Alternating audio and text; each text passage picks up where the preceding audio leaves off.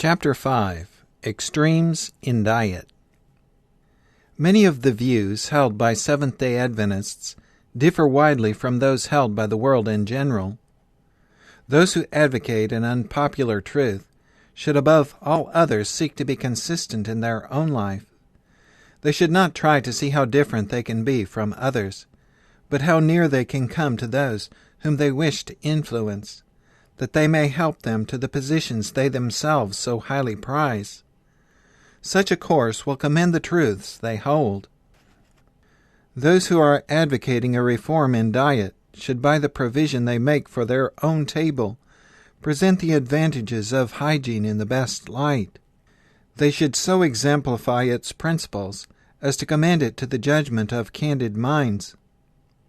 There is a large class who will reject any reform movement, however reasonable, if it lays a restriction upon the appetite.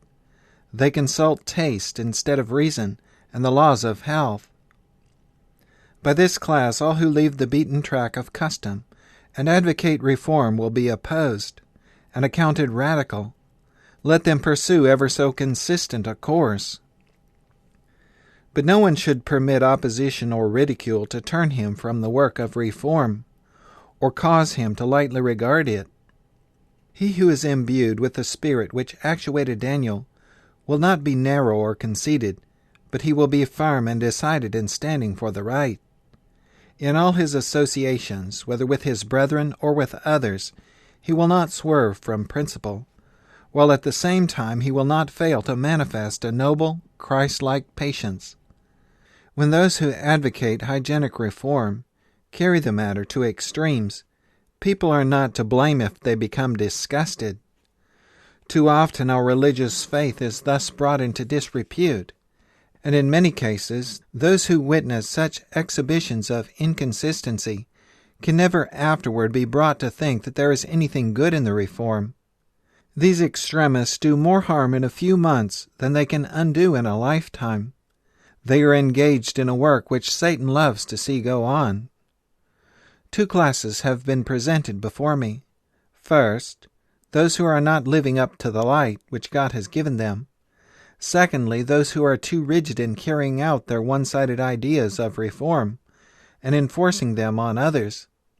When they take a position, they stand to it stubbornly and carry nearly everything over the mark. The first class adopted the reform because someone else did. They did not obtain a clear understanding of its principles for themselves. Many of those who profess the truth have received it because someone else did, and for their life they could not give the reason of their faith. This is why they are so unstable. Instead of weighing their motives in the light of eternity, instead of obtaining a practical knowledge of the principles underlying all their actions, instead of digging down to the bottom and building up a right foundation for themselves, they are walking in the light of another's torch and will surely fail. The other class take wrong views of the reform. They adopt too meager a diet. They subsist upon a poor quality of food, prepared without reference to the nourishment of the system. It is important that food be prepared with care, so that the appetite, when not perverted, can relish it. Because we from principle discard the use of those things which irritate the stomach and destroy health, the idea should never be given that it is of little consequence what we eat. I do not recommend an impoverished diet.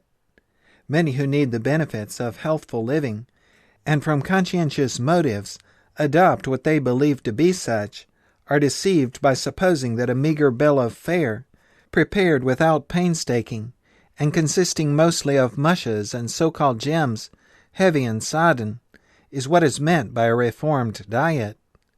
Some use milk and a large amount of sugar on mush, thinking that they are carrying out health reform.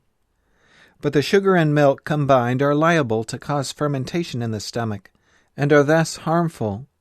The free use of sugar in any form tends to clog the system, and is not unfrequently a cause of disease. Some think that they must eat only just such an amount, and just such a quality, and confine themselves to 2 or 3 kinds of food. But in eating too small an amount, and that not of the best quality, they do not receive sufficient nourishment. There is real common sense in health reform. People cannot all eat the same things. Some articles of food that are wholesome and palatable to one person may be hurtful to another. Some cannot use milk, while others can subsist upon it. For some, dried beans and peas are wholesome, while others cannot digest them. Some stomachs have become so sensitive that they cannot make use of the coarser kind of graham flour. So it is impossible to make an unvarying rule by which to regulate everyone's dietetic habits. Narrow ideas and overstraining of small points have been a great injury to the cause of hygiene. There may be such an effort at economy in the preparation of food that instead of a healthful diet, it becomes a poverty-stricken diet. What is the result? Poverty of the blood. I have seen several cases of disease most difficult to cure, which were due to impoverished diet. The persons thus afflicted were not compelled by poverty to adopt a meager diet, but did so in order to follow out their own erroneous ideas of what constitutes health reform. Day after day, meal after meal, the same articles of food were prepared without variation, until dyspepsia and general debility resulted. Many who adopt the health reform complain that it does not agree with them, but after sitting at their tables, I come to the conclusion that it is not the health reform that is at fault, but the poorly prepared food.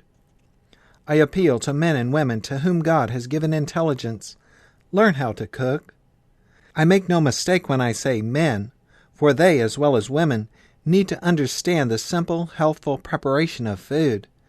Their business often takes them where they cannot obtain wholesome food. They may be called to remain days and even weeks in families that are entirely ignorant in this respect. Then, if they have the knowledge, they can use it to good purpose. Investigate your habits of diet. Study from cause to effect. But do not bear false witness against health reform by ignorantly pursuing a course which militates against it. Do not neglect or abuse the body, and thus unfit it to render to God that service which is His due.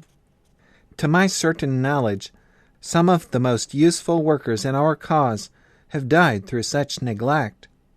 To care for the body, by providing for it food which is relishable and strengthening, is one of the first duties of the householder.